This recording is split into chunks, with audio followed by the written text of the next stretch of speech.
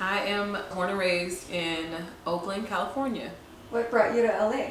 Well, I came to LA for college. That was my vehicle to be in LA, but I really wanted to be here to pursue music.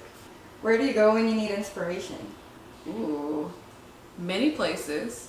Maybe sometimes it's friends and family to talk through things. Sometimes it's magazines, Pinterest, looking back on old things that I love. So who's your inspiration when it comes to your art? I am a huge fan of creatives and art history. I went to performing arts high school growing up, and just having that education insight into creativity has always been something I cherish and something I always go back to. But I'm humongous fans of, I just came from seeing Beyonce last night. Huge fan of Beyonce, huge fan of Solange Knowles, Erykah Badu.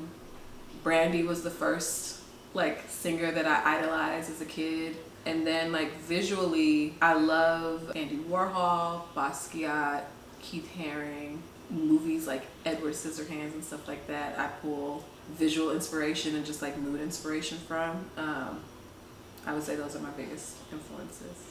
Growing up in Oakland, how does that inform your art? The biggest thing that I take from Oakland with my art is being a graduate of Oakland School for the Arts. So all of the things that I learned from the incredible people there, just having a technique to what you're doing, having ethics to what you're doing, having integrity, and having meaning behind it, I guess is what I learned from growing up in Oakland and from the people who I was around, people who raised me. I did a lot more, I would say a lot more Oakland inspired things, or more civil rights inspired things when I was running my zine, Hella Looks.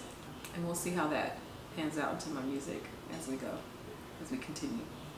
You have such a quiet strength about you. It's in the way you carry yourself, even evident in your music. How do you remain soft while having the courage to continuously step out of your comfort zone? I wouldn't even call myself soft. I think the softness that people perceive in me and the calmness that people perceive in me is sometimes my protective layer. I guess not letting myself get too far out of my comfort zone to where it just comes off calm, but it's really more restraint. Because people who grew up, my cousin, he someone told me that I was so calm in front of him. He was you really? No.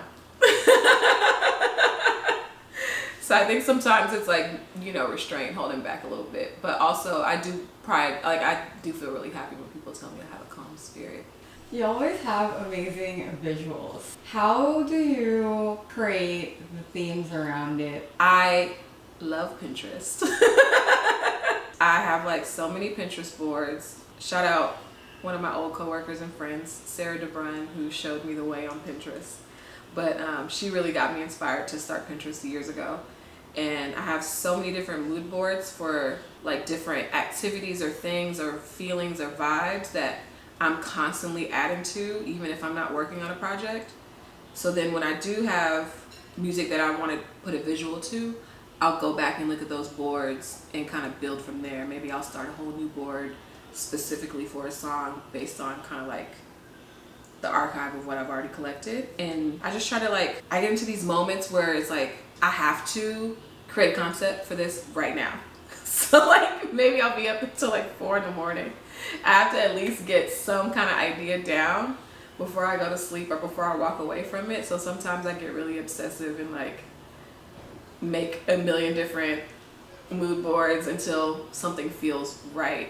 But I always start with that archive of images that I have on Pinterest, or maybe I sparked an idea when I was making the song. I'm we have to show this visually or something like that. But I get really obsessive and go down a rabbit hole of I gotta get the idea down. I gotta get out of my head now. And that's where kind of how it builds. Obsession. How would you describe your music now? You've been making music for a while, and has it evolved? My music has definitely evolved over the years. I've been doing music on my own since 2013. I think 2013 is when I put out my first EP called Trouble in Paradise, which was a time. I still love that EP. I think my music evolves as I evolve. So at that time, I was really into like dark visuals and dark sounds and electric guitars and just heartbreak lyrics and stuff like that. So I dived really deep into that vibe, and then I got too dark and I wanted to be really light, so then my music was really poppy and fun after that. And now my music has gone more into like, it went into an introspective place where it was more like, this is what I'm going through, this is what I'm thinking, this is what I'm trying to work through in therapy. And now it's more to quote what you called me earlier, more calm and more leveled out. I just feel like it's like, yeah, it goes with every phase that I'm in my life. And I would like to think that musically it evolves as well. As like, I work with my husband Hyphen a lot, and as we learn more, as we work on things more, our skills get a little fine-tuned. So I think that that coupled with just like growing as a human being, my music naturally flows with that. Whenever you're performing, do you have a persona or an alter ego, or do you step into it as you? I think I can definitely work on building up a persona or alter ego in my music videos and performances. Actually, yeah, I want to work on that. But for the most part, I just try to be myself and let go of any type of dialogue I may have in my head and connect with people or the camera or whatever, you know, I am performing for. So how would that persona help you achieve that? I think a persona, I don't know if persona is the right word for it, but like just having a clear idea of who I want to be on stage and like what experience I want to give people, I think would help. How do you guys work together? How do you maintain that working relationship when it's about just making the music?